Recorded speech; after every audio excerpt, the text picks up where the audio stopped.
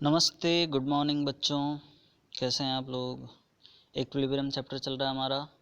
इसके अंदर हम पढ़ रहे थे factors affecting equilibrium and equilibrium constant, जिसमें एक बात बताई थी कि इक्विलिब्रियम अफेक्टेड रहेगा, जैसे कंसंट्रेशन है, प्रेशर है, लेकिन जो इक्विलिब्रियम कांस्टेंट है वो टेम्परेचर से भी अफेक्टेड रहता है ना। अब आगे हम देखते हैं इफेक्ट ऑफ कैटालिस्ट।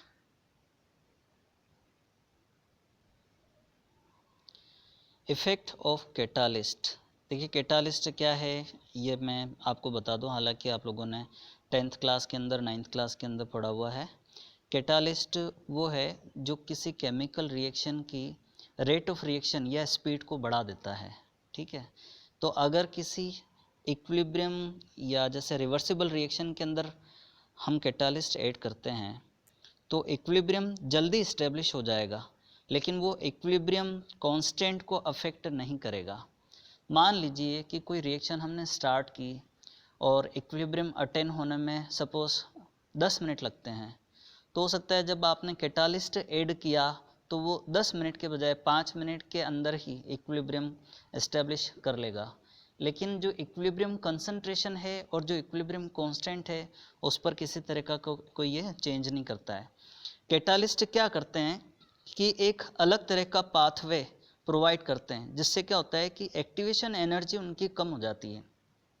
जब एक्टिवेशन एनर्जी कम हो जाएगी तो मतलब कंपैरेटिवली कम एनर्जी के अंदर ही रेट ऑफ रिएक्शन फास्ट हो जाती है, तो इक्विलिब्रियम जल्दी अटेन हो जाएगा। तो अच्छा, अगर किसी के लिए किसी रिएक्शन के लिए के की स्मॉल वैल्यू है तो कैटालिस्ट ऐड करने पर बहुत कम हेल्प मिल पाती है।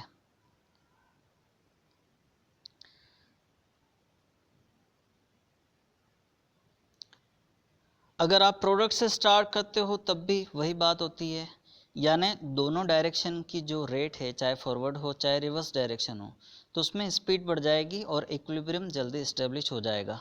इसके अलावा और कोई ज़्यादा इफेक्ट इसमें आता नहीं है। अब यहाँ से हमारा नया हेडिंग शुरू हो रहा है, जो है आयनिक इक्विलिब्रियम। आप लोगों ने अभी तक जो पढ़ा था वो फिजिकल इक्विलिब्रियम और केमिकल इक्विलिब्रियम था। अब आयनिक इक्विलिब्रियम स्टार्ट हो रहा है और नाम से मालूम पड़ रहा है जिसके अंदर आयंस इन्वॉल्व होंगे। तो आयनाइजेशन का जो प्रोसेस है उसको हमारे लिए समझना ज़रूरी है। आयनाइजेशन और डिसोसिएशन ये दो टर्म्स हैं। तो देखिए आयनाइजेशन का मतलब क्या होता है, जैसे HCl है, हाइड्रोजन क्लोराइड, ये एक्चुअल में गैस होता है रूम टेम्परेचर पे। आप लोग लेबोरेटरी के अंदर जो देखते हैं वो HCl का एक्वस सॉल्यूशन होता है। HCl को वाटर में जब डिज़ोल्व करते हैं तो H+ और Cl नेगेटिव आयंस बनते हैं। और आप लोगों को ये पता होगा कि हाइड्रोजन और क्लोरीन के बीच में बॉन्ड होता है वो कोवलेंट बॉन्ड होता है, लेकिन पोलर होता है। यानी क्लोरीन के ऊपर पार्शियल नेगेटिव चार्ज और हाइड्रोजन के ऊपर पार्शियल पॉजिटिव चार्ज होता है। वाटर में जब हम इसको डिसोल्व करते हैं तो ये जो कोवलेंट कंपाउंड है वो आयंस में कन्वर्ट हो जाता है। मतलब आयंस पहले प्रेजेंट नहीं थे, लेकिन वाटर में डिसोल्व होने के बाद में ये आयनाइज हो जाता है। तो इस प्रोसेस को हम बोलते हैं आयनाइजेशन। लेकिन जैसे सोडियम क्लोराइड है NaCl, उसके क्रिस्टल को हमने वाटर के अंदर मिक्स किया, डिज़ोल्व होने के बाद आपको पता है कि सोडियम और क्लोराइड आयंस बनते हैं। एक्चुअल में आयंस बनते नहीं हैं, आयंस पहले से प्रेजेंट हैं, क्योंकि जो NaCl सोडियम क्लोराइड का जो क्रिस्टल होता है उसमें सोडियम आयन के चारों तरफ क्लोराइड आयन होते हैं। इसी तरह से जो क्लोराइड आयन वो भी अपने चारों तरफ से सोडियम आयन से घिरा हुआ रहता है क्रिस्टल के अंदर। लेकिन मतलब ये है कि आयंस पहले से प्रेजेंट है, पानी में डिज़ोल्व होने के बाद में केवल वो आयन सेपरेट हुए। इस प्रोसेस को हम बोलेंगे डिसोसिएशन।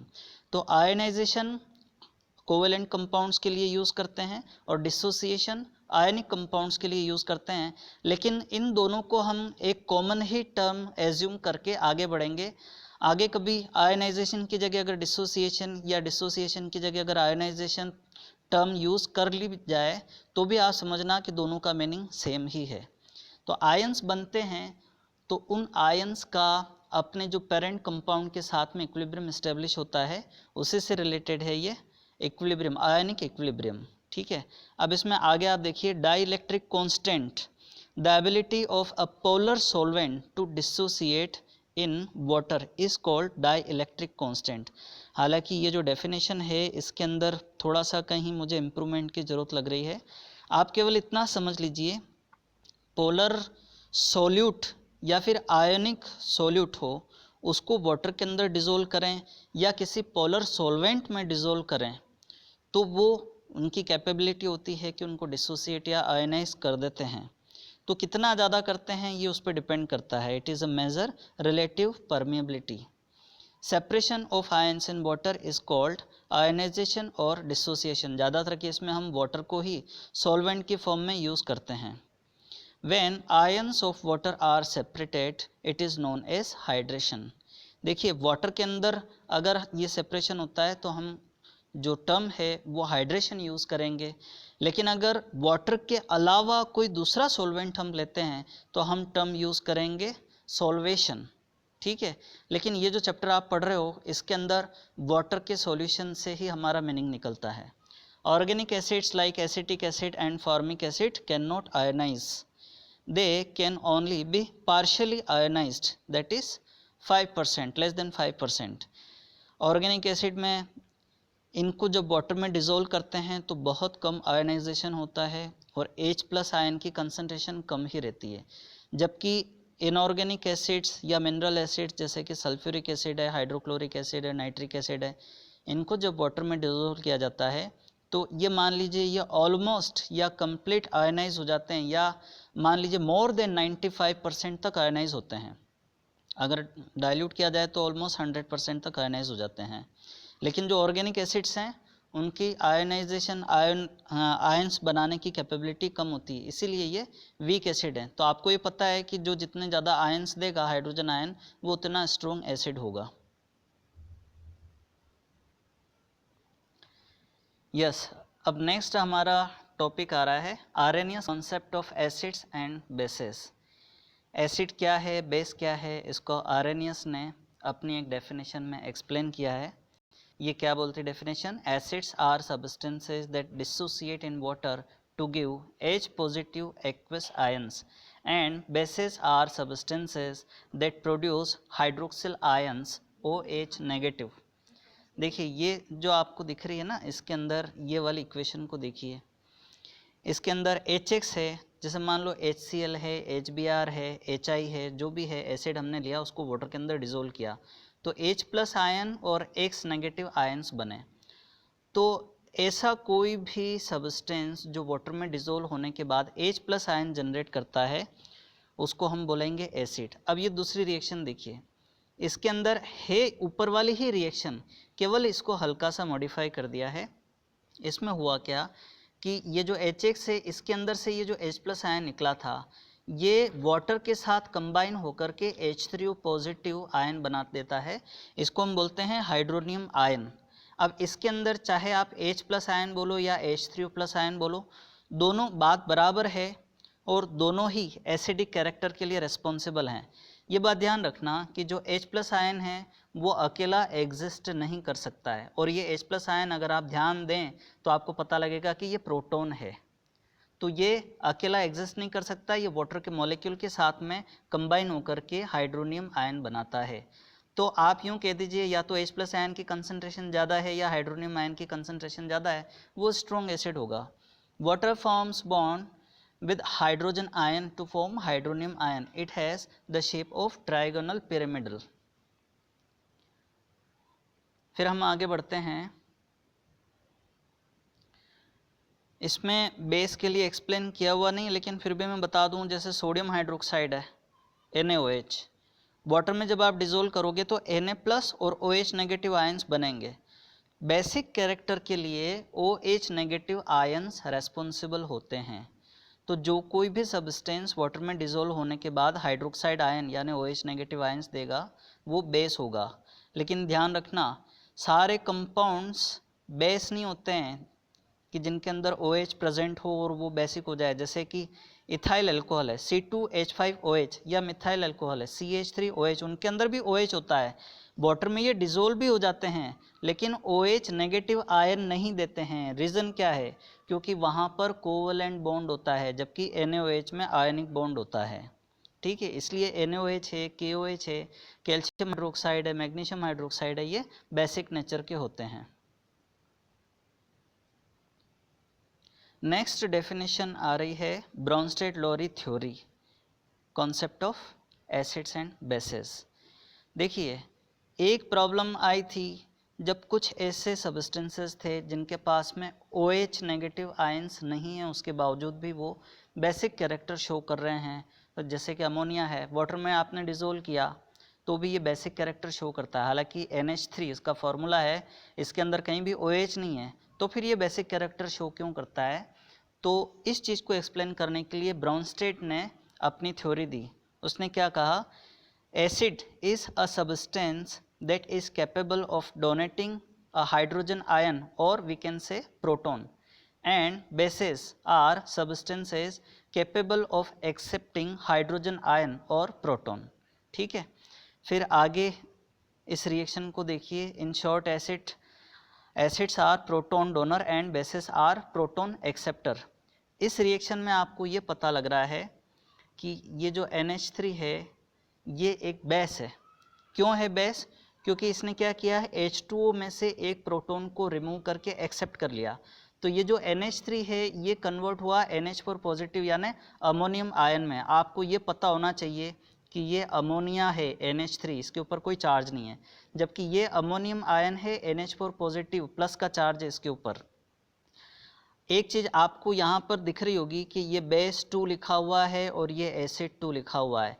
इनको हम बोलते हैं कॉन्जुगेट एसिड बेस पेयर। तो एक पेयर तो ये बन रहा है, दूसरा पेयर वाटर और हाइड्रोक्साइड आयन का। यहाँ OH पर प्लस का चार्ज लगा रखा है, वो गलत है, ये OH नेगेटिव है, ये ध्यान रखना। ठीक है, तो एक पेयर तो ये हो गया NH3 और NH4 पॉजिटिव, जिनमें केवल एक प्रोटॉन का ही डिफरेंस है। ध्यान देना, यहाँ ये फॉरवर्ड डायरेक्शन में रिएक्शन का एरो का साइन शो कर रहा है, लेकिन यही रिएक्शन रिवर्स डायरेक्शन की तरफ भी मूव करती है, यानी रिवर्सिबल रिएक्शन है। मतलब ये होगा कि ये जो अमोनियम है, ये अमोनियम वापस से प्रोटॉन को रिमूव कर सकता है और अमोनिया बना सकता है। तो अगर ये प्रोटॉन रिमूव करेगा तो ये एसिड हो जाएगा। इसी तरह से यहाँ देखिए, ये जो वाटर है ये वाटर एसिड भी है, ये ध्यान रखना। ठीक है, एसिडिक कैरेक्टर क्यों शो कर रहा है? रीज़न क्या है? क्योंकि इसने प्रोटॉन डोनेट किया, और जो प्रोटॉन डोनेट किया उसको किसने एक्सेप्ट किया? अमोनिया ने एक्सेप्ट किया। तो जो H2O है वो प्रोटॉन डोनेट करने के बाद में OH नेगेटिव आयन बना रहा है। ध्यान दीजिए, आप यूँ मान सकते हो कि जो वाटर है वो H प्लस और OH नेगेटिव का कॉम्बिनेशन है। एक्चुअली उसका जो शेप है आपने पढ़ा हुआ है, बेंट शेप होता है, और उसके अंदर पोलैरिटी होती है। जो ऑक्सीजन का एटम है उसकी इलेक्ट्रोनेगेटिविटी ज़्यादा होने की वजह से जो शेयर्ड इलेक्ट्रॉन्स है उसको अपनी तरफ अट्रैक्ट करता है। तो पार्शियल नेगेटिव चार्ज ऑक्सीजन के ऊपर और पार्शियल पॉजिटिव चार्ज दोनों हाइड्रोजन के ऊपर आता है। तो किसी एक हाइड्रोजन के साथ में जो ऑक्सीजन का बॉन्ड बन रहा है, अगर वो टूटेगा तो जो बॉन्ड के इलेक्ट्रॉन है वो इलेक्ट्रॉन ऑक्सीजन पर ट्रांसफ़र हो जाएंगे। तो नेचुरल सी बात है वो ऑक्सीजन नेगेटिव चार्ज कैरी करेगा। तो जो OH नेगेटिव आयन बना वो किसके लिए रिस्पॉन्सिबल है? बेसिक कैरेक्टर के लिए। इसी तरह से जो H प्लस बनता है वो एसिडिक कैरेक्टर के लिए रिस्पॉन्सिबल होता है। तो ये एसिड और बेस दोनों का पेयर है, यानी ये अगर एसिड है तो इसका कॉन्जुगेट बेस ये हो जाएगा। तो ये जो बेस है ये वापस से इसके अंदर H2O के अंदर कन्वर्ट होगा। कब होगा? जब ये प्रोटॉन को एक्सेप्ट करेगा, यानी OH नेगेटिव के अंदर H प्लस, वो कहाँ से आया? वो इस NH4 प्लस से आता है। तो ये रिवर्सिबल रिएक्शन है, दोनों डायरेक्शन के अंदर चल सकती है। तो कॉन्जुगेट एसिड बेस पेयर आप लोगों को समझ में आ गया होगा। ब्राउनस्टेड-लोरी थ्योरी के बाद में हम पढ़ते हैं Lewis acids and bases concept. देखिए, जिस तरह से आरेनियस ने अपनी डेफिनेशन दी थी उसमें कुछ कमी थी, इस वजह से लोरी ने अपनी थ्योरी दी।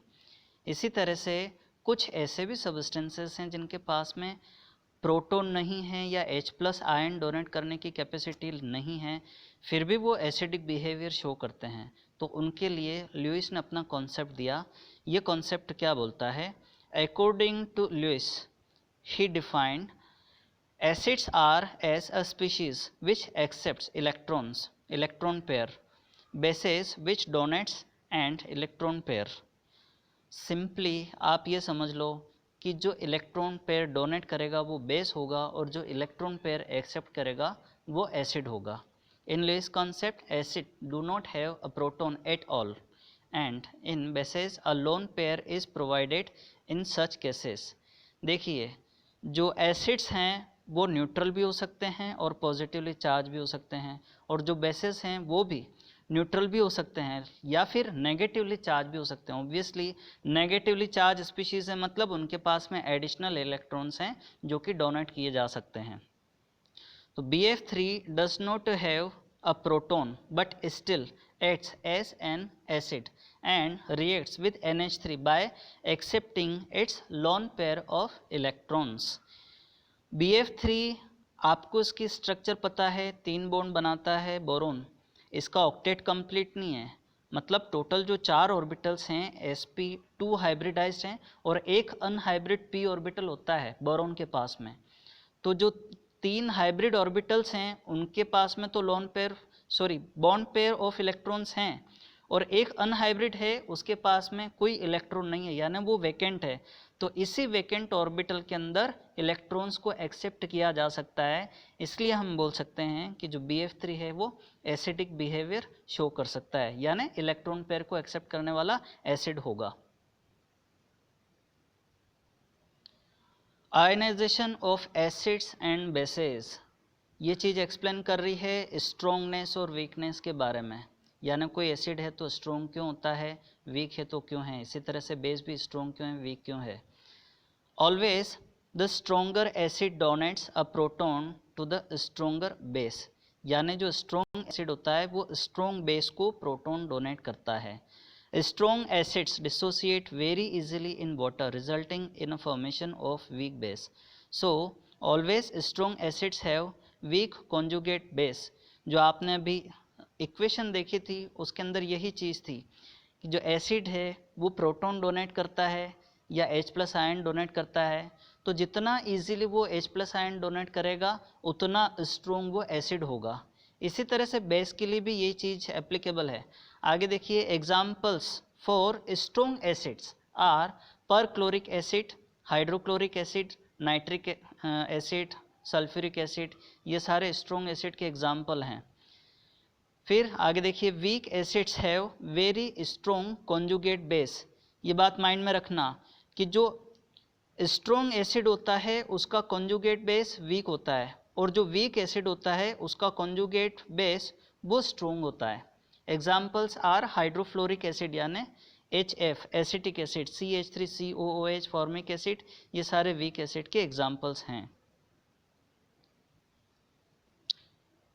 तो बच्चों आज हम इतना ही रहने देते हैं। आप लोग नोट्स बना करके मुझे सेंड कीजिएगा और अपनी अटेंडेंस को कमेंट कीजिएगा, और क्लास का जो ग्रुप बना हुआ है उस ग्रुप में बराबर आप नज़र डालते रहिए। जहाँ कोई इंस्ट्रक्शंस आपको दिए जाते हैं, कुछ काम आपको करने के लिए दिए जाते हैं, वो आप लोगों को काम बराबर करने हैं, क्योंकि जो बच्चे काम करके सबमिट नहीं करते हैं, जैसे हेल्थ रिकॉर्ड वाला काम था सारे बच्चों ने सबमिट नहीं किया, तो बड़ी परेशानियाँ आती है। Thank you very much.